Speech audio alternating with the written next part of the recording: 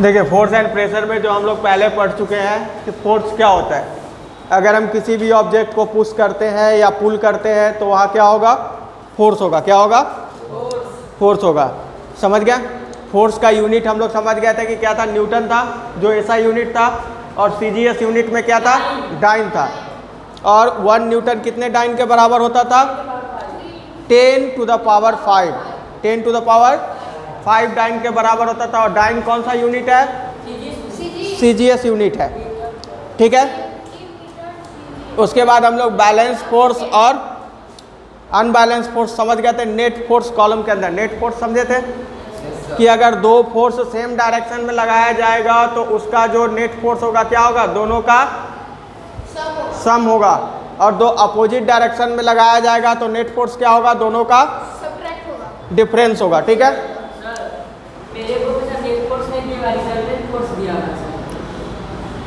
Net force को resultant force कहते हैं।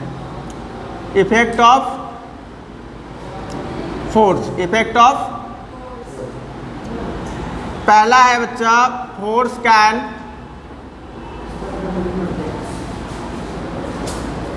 Change the shape and size of object, shape and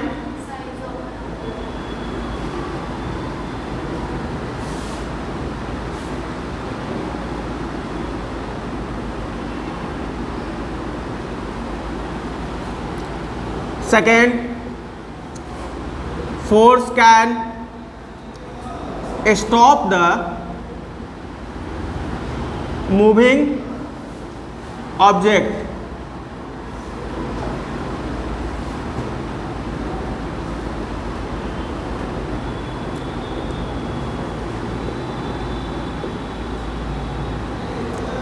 force can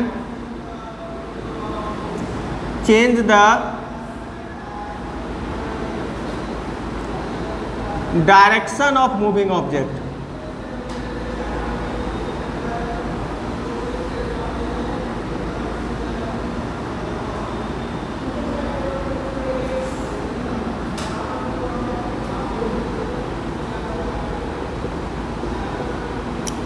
force can move the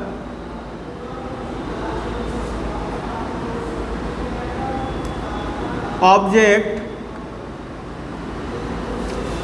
which is in rest,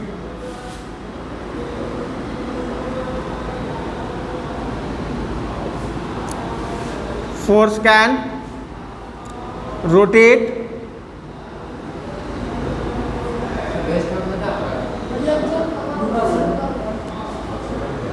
object, force can rotate the object. इसको पहले note कर लीजिए आप लोग।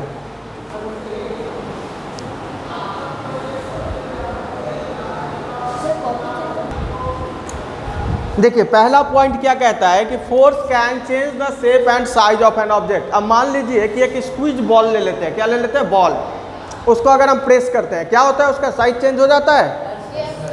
या स्प्रिंग ले लिए, उसको क्या किए, खींच लिए, खींचे तो साइज क्या हो गया, चेंज हो गया। तो फोर्स के कारण चेंज, साइज उसका चेंज हो गया। लेकिन जैसे ही दोनों उंगली हटा दे क्या होगा, फिर वो अपने वापस पोजीशन में आ जाएगा। या रबर बैंड ले ले, रबर बैंड को भी खींचते तो क्या होता है, स्ट्रेच हो जाता है, उसका साइज चेंज हो जाता है। पहले के कंपैरिजन में बहुत बड़ा साइज हो जाता है।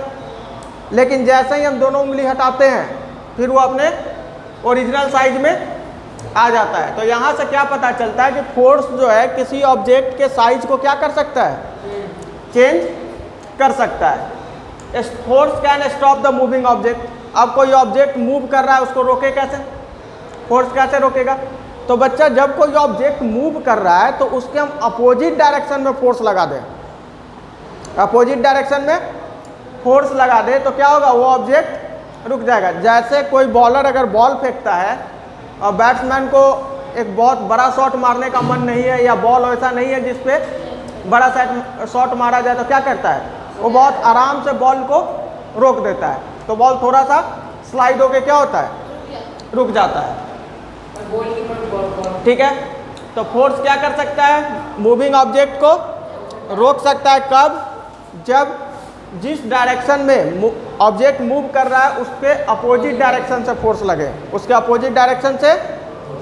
समझ में आया बात? थर्ड कंडीशन है कि force can change the direction of moving object. अब फिर यहीं पे वही एग्जांपल लेते हैं क्रिकेटर का। बॉल तो बैट्समैन की ओर फेंका जाता है, लेकिन आप देखते हैं बैट्समैन कभी उसको ऑफ में, कभी लेग ऑफ में, कभी लेग बाई में, कभी बैक में, ठीक है, मारता है ना ये सारे शॉट्स। तो वो क्या करता है कि मूविंग ऑब्जेक्ट के डायरेक्शन को क्या कर देता है? चेंज कर देता है। ठीक है, समझ में आया? या जैसे अगर आप समझ लीजिए कि बैडमिंटन आप लोग खेलते हैं, सामने वाला तो सीधा मारा, आप उसके पॉइंट लेने के लिए क्या करते हैं? उसको थोड़ा टेढ़ा मारते हैं, तो उसका डायरेक्शन चेंज हो गया, फिर इधर वाला उसको मारेगा। ठीक है, तो बहुत सारे एग्जांपल्स हैं जिससे हम क्या होंगे, या मान लो कि कोई कार बहुत तेज़ी से जा रही है और उसको हम साइड से आके ट्रक से टक्कर मार दें, क्या होगा? उसका डायरेक्शन नहीं चेंज होगा, जा इधर जाएगी, इधर से धक्का मारेंगे, कार किधर घूम जाएगी? इस डायरेक्शन में घूम जाएगी। समझ गए? तो force can change the direction of moving object. Force क्या कर सकता है? किसी भी मूविंग ऑब्जेक्ट के डायरेक्शन को चेंज कर सकता है। कैरम से एग्जांपल ले लीजिए। कैरम के जो भी उसमें कॉइन्स होते हैं, स्ट्राइक करते हैं जब हम, तो क्या होता है? उसका डायरेक्शन चेंज होता है। या फिर आप फोर्स कैन क्या कह रहा है? Move the object which is in rest, जो रुका हुआ है। अच्छा, इसमें कार रुकी हुई है, उसको पीछे से धक्का दे दिए, क्या होगा? चलने लगेगा। आप ही कभी यहाँ खड़े रहते हैं, आपका कोई दोस्त आके पीछे से धक्का दे देता है, सडन आपके पोजीशन में चेंज आता है, आप रेस्ट से किस में चले जाते हैं? स्टेट ऑफ मोशन में। स्टेट ऑफ रेस्ट से कहाँ चले जाते हैं? स्टेट ऑफ मोशन में। समझ में आ गया? या कैरम के बोर्ड पे भी देखिएगा तो जो कॉइन्स होते हैं वो किस पोजीशन में होते हैं? रेस्ट में होते हैं। जब भी हम स्ट्राइक करते हैं क्या होता है? वो मूव करना शुरू कर देते हैं, तो मोशन में आते हैं। मतलब यहाँ से ये कॉन्सेप्ट क्लियर हो गया कि फोर्स क्या कर सकता है? किसी भी रेस्ट ऑब्जेक्ट को मूव करा सकता है, मूव करा सकता है। अब कह रहा है force can rotate the object. Force क्या करेगा? लट्टू देखे हो? लट्टू, उसको क्या करते हैं? या तो हम पकड़ के घुमाते हैं, या बच्चे लोग वो रस्सी को बार बार यहाँ लपेट के और फिर उसको खींच के घुमाते हैं। ठीक है, तो उसमें क्या होता है कि फोर्स लगता है। फोर्स के कारण वो क्या करता है? रोटेट करता है। क्या करता है? रोटेट करता है। समझ में आ गया? कोई दिक्कत? अब चलिए हम लोग बैलेंस फोर्स को थोड़ा समझ लेते हैं।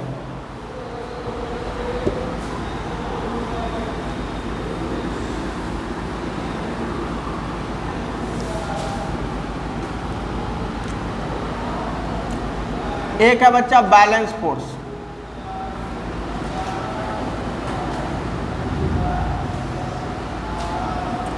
अब जैसे समझिए ये कोई ऑब्जेक्ट है, क्या है? ये कोई ऑब्जेक्ट है। अब इस पे इधर से भी 5 न्यूटन का फोर्स लगा दिए और इधर से भी 5 न्यूटन का फोर्स लगा दिए, तो अब अगर इसका नेट फोर्स निकालेंगे तो क्या हो जाएगा? 0 न्यूटन हो जाएगा। ये 0 न्यूटन है, ऑन मत पढ़ लेना। ठीक है, तो मतलब यहाँ ऑब्जेक्ट में कोई मूवमेंट होगा? नहीं होगा। तो बैलेंस फोर्स क्या कहेंगे कि इफ द रिजल्टेंट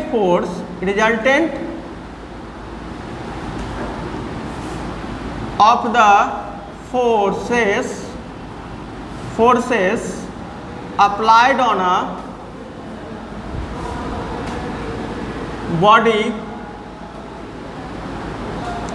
becomes 0। अगर किसी बॉडी पे जो फोर्स अप्लाई हो रहा है उसका रिजल्टेंट क्या हो जाए? 0 हो जाए, तो उसको हम लोग क्या कहेंगे? Balance force. तो उसको बैलेंस फोर्स कहेंगे। क्या कहेंगे? Balance force.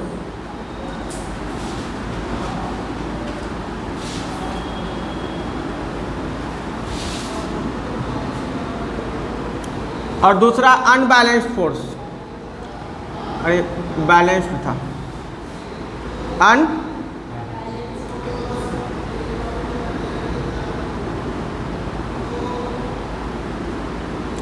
अब देखिए कि यहाँ जो ऑब्जेक्ट है हमारा, इस पे इधर से 10 न्यूटन का फोर्स लग गया, इधर से 5 न्यूटन का फोर्स लगा। अब ऑब्जेक्ट किस तरफ मूव करेगा? इस डायरेक्शन में मूव कर जाएगा।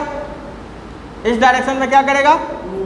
क्यों? चूंकि 5 न्यूटन जो एक्स्ट्रा फोर्स है वो किस डायरेक्शन में लग रहा है? लग रहा है। तो यहां कह देंगे कि if the resultant of the forces applied on a body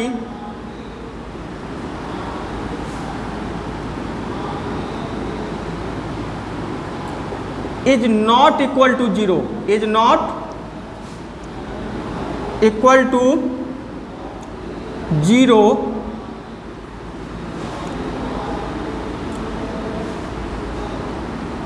then it is called unbalanced force. Unbalanced force समझिए। अब जब दो फोर्स किसी ऑब्जेक्ट पे अपोजिट डायरेक्शन से लगाया जा रहा है, दो फोर्स किसी ऑब्जेक्ट पे अपोजिट डायरेक्शन से लगाया जा रहा है और दोनों का रिजल्टेंट जो नेट फोर्स ऑब्जेक्ट पे लग रहा है वो किसके बराबर हो जाए? 0 के बराबर हो जाए, तो उसको हम लोग कौन सा फोर्स कहेंगे? Balance force. और अगर वो 0 के बराबर नहीं हुआ तो अनबैलेंस फोर्स। अब एक तरफ से मान लीजिए किसी ट्रक को हाथी धक्का दे और दूसरे तरफ से गधा धक्का दे, तो ट्रक किधर घूमेगा? गधे की ओर घूमेगा ना, गधे की तरफ ट्रक जाएगा। क्योंकि हाथी जो फोर्स लगाएगा वो गधे के कंपैरिजन में क्या होगा? ज़्यादा होगा, तो अनबैलेंस फोर्स हो गया। ठीक है। लेकिन किसी कार को एक आदमी जो 60 kg का आदमी है वो आगे से पीछे की ओर धक्का दे रहा है और एक 60 kg का आदमी पीछे से आगे की ओर धक्का दे रहा है, यहाँ दोनों का फोर्स क्या हो जाएगा? इक्वल हो जाएगा। और रिजल्टेंट निकालेंगे तो 0 हो जाएगा। और जब 0 हो जाएगा तो वो फोर्स क्या कहलाएगा? बैलेंस फोर्स कहलाएगा। समझ में आ गया? किसी को कोई दिक्कत यहाँ तक?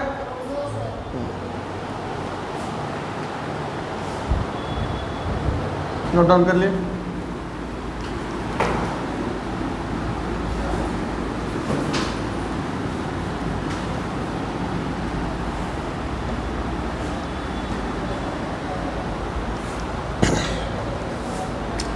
अब देखिए फोर्स जो होते हैं अगर हम देखें तो दो तरह के होते हैं। कितने तरह के?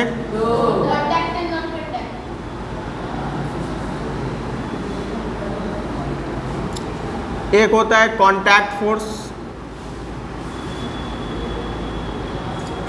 और दूसरा होता है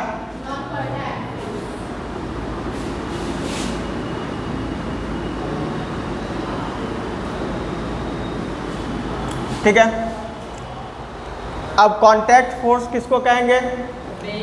the force exerted when two bodies are in contact, when two bodies are in contact. और the force exerted on each other when two bodies are not in contact. अगर समझ लीजिए सिंपल सा कॉन्सेप्ट में कि जब दो बॉडी एक दूसरे से कॉन्टेक्ट कर रहा है, ठीक है, फोर्स तब अप्लाई हो रहा है जब दो बॉडी किस में आ रहा है? कांटेक्ट में आ रहा है। तो उस फोर्स को क्या कहेंगे?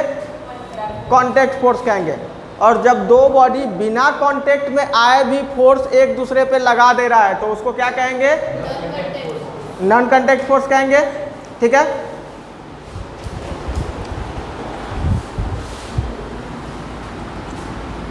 तो कांटेक्ट फोर्स के लिए लिखिए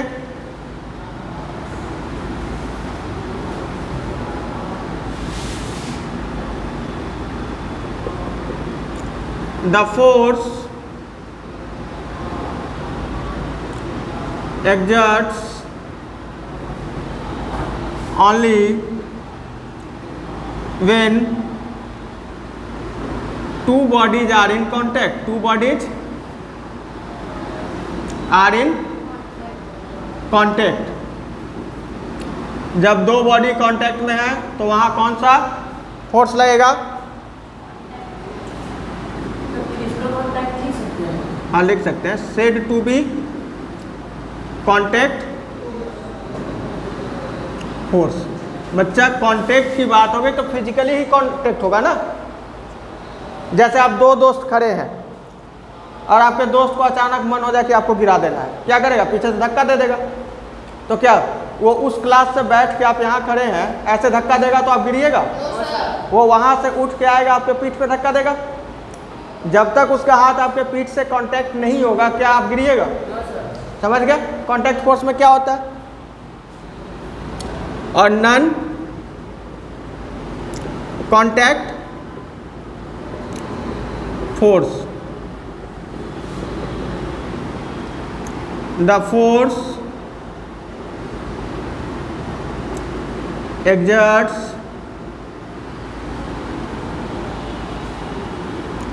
when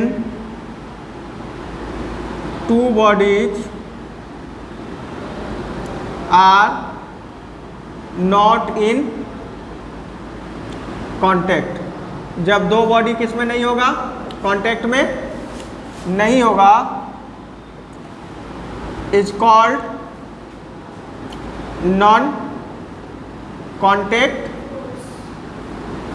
फोर्स। तो जब दो बॉडी कांटेक्ट में होगा तो उसको कांटेक्ट फोर्स कहेंगे, जब दो बॉडी कांटेक्ट में नहीं होगा तो उसको क्या कहेंगे? नॉन कांटेक्ट फोर्स कहेंगे। कांटेक्ट फोर्स में कौन कौन आएगा? हमारा मस्कुलर फोर्स आ जाएगा, फ्रिक्शनल फोर्स आ जाएगा, नॉर्मल फोर्स आ जाएगा, और भी बहुत सारे फोर्सेस है जो किस में आ जाएंगे आपको? टेंशन है, स्प्रिंग बैलेंस है, ये सब आपको किस में आता है? कांटेक्ट में। नॉन कांटेक्ट में कौन कौन आएगा? Gravitational, magnetic and electrostatic. Gravitational, magnetic and electrostatic.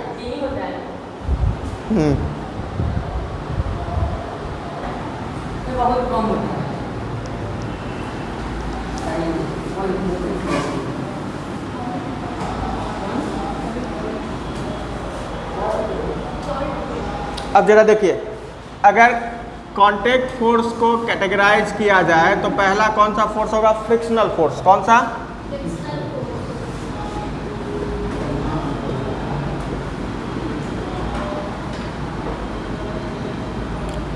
दूसरा मस्कुलर,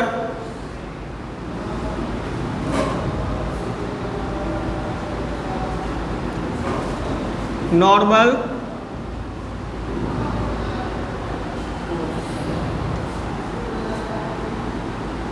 मैकेनिकल फोर्स। ठीक है। और नॉन कांटेक्ट फोर्स की बात करें बच्चा तो इलेक्ट्रोस्टैटिक। क्या होगा?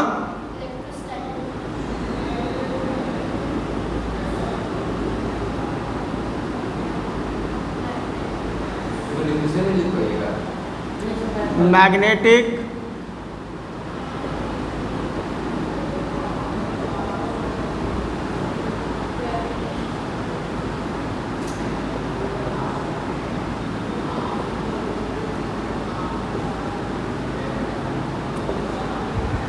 अब देखिए इलेक्ट्रोस्टैटिक और ग्रेविटेशनल फोर्स, ये जो दो फोर्स है इसका मैथमेटिक्स एप्लीकेशन है। मैथमेटिकल क्या है?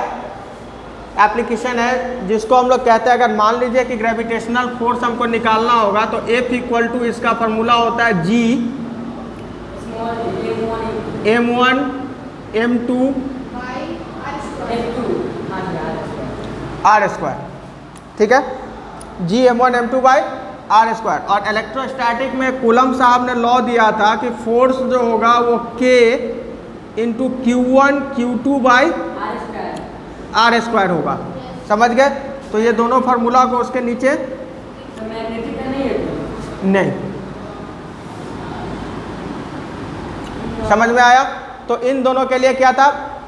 ये मैथमेटिकल एक्सप्रेशन है।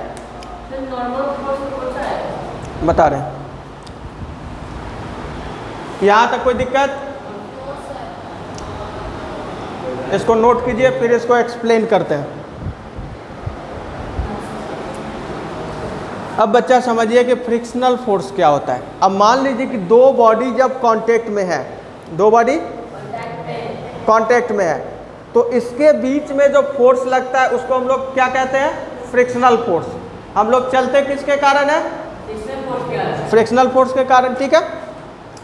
अगर फ्रिक्शन नहीं रहता, सपोज कीजिए कि फ्रिक्शन नहीं होता, उस कंडीशन में क्या होता? हम लोग चलते नहीं, फिसलते सिर्फ। क्या होता? फिसलते। रीजन कि जब हमारे पैर के और अर्थ के बीच में फ्रिक्शन होता नहीं, और फ्रिक्शन नहीं होता तो क्या होता? स्लाइड होता। जैसे आप देखते हो यह है कि कभी फर्श पे ऑयल गिर जाए, फर्श पे क्या हो जाए? ऑयल गिर जाए, कोई भी तेल और गिर गया तो उस पर पैर रखते हैं तो क्या हो जाता है? सीधे फिसलते हैं। या फिर बनाना पील्स हो, बनाना पील्स, केला का छिलका अगर गिर जाए तो क्या होगा? फिसल जाते हैं। रीजन क्या होता है कि ये बच्चा आपको फ्रिक्शन को क्या कर देता है? कम कर देता है। क्या करता है? समझे? तो दोनों ऑब्जेक्ट के बीच में लगने वाले फोर्स भी क्या हो जाते हैं? कम हो जाते हैं। समझे? मस्कुलर फोर्स, हमारे मसल्स के कारण जो फोर्स लगता है उसको क्या कहते हैं? मस्कुलर फोर्स कहते हैं। क्या कहते हैं? मस्कुलर फोर्स कहते हैं, ठीक है। अब जैसे किसी चीज़ को हमको उठाना है, अगर हम किसी चीज़ को उठाते हैं तो क्या होता है? हाथ से ताकत लगाते हैं मसल्स के कारण, तो फिर उसके कारण क्या होता है? वो जो फोर्स होता है वो क्या होता है? Muscular force. कोई भी एनिमल जब रन करता है, दौड़ता है, घोड़ा को देखें दौड़ते हुए ना, घोड़ा है, गाय है, भैंस है, जो भी चलता है, उठता बैठता है, just because of the muscular. समझ गए? अब बात करते हैं नॉर्मल फोर्स। अगर किसी ऑब्जेक्ट पे परपेंडिकुलर डायरेक्शन में फोर्स लग रहा हो 90 डिग्री का, अगर जैसे ये बॉल है, ठीक है, और इस पे ऐसे फोर्स लगा दें, ये डायरेक्शन का फोर्स है, ठीक है, और इसके साथ वो कितने का एंगल बना रहा हो? 90 डिग्री का, तो ये कौन सा फोर्स कहलाएगा? नॉर्मल फोर्स कहलाएगा। कहा जाएगा कि if a force perpendicularly acts on an object then that force is called normal force. उस फोर्स को क्या कहेंगे? नेक्स्ट बात करें तो बच्चा मैकेनिकल फोर्स है। क्या है? तो जो फोर्स मशीन्स के कारण जनरेट होता है, मशीन्स के कारण जनरेट होता है, उनको क्या कहते हैं? Mechanical force. तो मशीन अपने आप किसी फोर्स को जनरेट नहीं करता है, उसको किसी अदर सोर्स से या किसी अदर फॉर्म से एनर्जी चाहिए। जैसे जनरेटर को अगर फोर्स लगाना होगा, क्या करना होगा? उसमें फ्यूल डालना होगा ना, तो फिर वो क्या करता है? एनर्जी प्रोड्यूस करता है। समझ गए? अब बात करते हैं नॉन कांटेक्ट फोर्स की। नॉन कांटेक्ट फोर्स में क्या है कि दो बॉडीज कांटेक्ट में नहीं रहेंगे तब भी उन पे फोर्स लगेगा। जैसे अगर एक कील को यहाँ पे प्लेस कर दें और यहाँ से मैग्नेट रखे तो एक कील क्या होगा? आग जाएगा इसके पास, तो उसको क्या कहेंगे? मैग्नेटिक फोर्स कहेंगे। चूंकि भाई फोर्स किसके कारण लगा? मैग्नेट के कारण लगा, इसलिए वो फोर्स क्या हो जाएगा? मैग्नेटिक फोर्स हो जाएगा। समझ में आया? अब इलेक्ट्रोस्टैटिक फोर्स की बात करें तो ये चार्ज के कारण लगते हैं। अब चार्ज दो तरह के होते हैं, पॉजिटिव चार्ज और निगेटिव चार्ज। अगर दो लाइक चार्जेज को एक दूसरे के कांटेक्ट में लाने की कोशिश करेंगे तो क्या होगा? रिपेल होगा। आप लोग को हम chemical effect of electric current में पढ़ाए थे कि like charges repel each other, मतलब दो एक ही तरह का चार्ज एक दूसरे के तरफ नहीं आएगा, एक दूसरे के तरफ नहीं आएगा। तो ये क्या बताता है कि चाहे वो रिपल्सन ऑफ लाइक चार्जेज हो या अट्रैक्शन ऑफ अनलाइक चार्जेज हो, वहाँ जो फोर्स लगेगा वो क्या होगा? Electrostatic force. कौन सा फोर्स लगेगा? ठीक है, इसके एग्जाम्पल में आप समझ लीजिए, मैग्नेट के थ्रू ही एक एग्जाम्पल आपको हम दे देते हैं। मैग्नेट को कभी बीच से तोड़िएगा, ठीक है, और फिर उस पार्ट को ज्वाइन करने का सोचिएगा, नहीं जुटेगा। वहाँ पे सेम पोल हो जाता है, सेम तरह के चार्जेस को शो करता है, इसके कारण क्या होता है? वो नहीं होगा। समझे? अब ग्रेविटेशनल फोर्स की बात करें। अब जैसे समझ लीजिए हमारा जो अर्थ है, क्या है? ठीक है, और बाकी जो हेवनली बॉडीज है कोई भी हो, मून हो, सन हो, सब के बीच में एक फोर्स लगता है। क्या लगता है? अब ये अर्थ आपको इस मून पे भी फोर्स लगाता है। किस पे? मून पे। और मून किस पे फोर्स लगाता है? अर्थ पे। ठीक है, इसीलिए ये दोनों अपने पोजीशन पे है। अगर दोनों में किसी का फॉर्म ये फोर्स कम होगा तो क्या होगा? वो फ्रीली मूव करना शुरू कर देगा। क्या करेगा? समझे? तो अर्थ का अपना मास है, मून का अपना मास है। मास क्या होता है? जो मैटर बॉडी कंटेन करता है, जो मैटर बॉडी कंटेन करता है उसी को क्या कहते हैं हम लोग? मास कहते हैं। तो ग्रेविटेशनल फोर्स किसको कहते हैं? The force exerted by earth on other objects. Doesn't mean कि वो सिर्फ मून होगा, अदर हेवनली बॉडीज भी हो सकते हैं, ह्यूमन बींग्स भी हो सकते हैं। अर्थ आप पे भी क्या करता है? फोर्स लगाता है। अब इसमें मास क्या होता है कि अब जैसे मास देख लो अर्थ का है, तो पहला मास अर्थ का हो जाएगा, फिर मून का मास हो जाएगा, और उसके बाद हम देखेंगे कि इन दोनों के बीच का डिस्टेंस कितना है। ठीक है, तो डिस्टेंस जो होगा उसका स्क्वायर, और g की वैल्यू जो होती है बच्चा वो होती है 6.67 इंटू 10 टू द पावर -11। ठीक है, न्यूटन मीटर स्क्वायर पर केजी स्क्वायर। समझ में आया?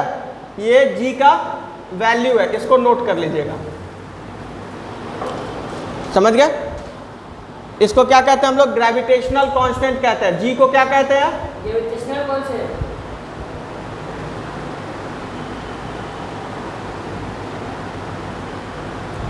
और इस ग्रेविटेशनल कांस्टेंट की वैल्यू क्या है? 6.67 into 10 to the power -11 newton metre square पर केजी स्क्वायर। समझ में आया यहाँ तक? अब अगले क्लास में हम लोग इसको डिटेल में डिस्कस करके और इसके बारे में जान लेंगे।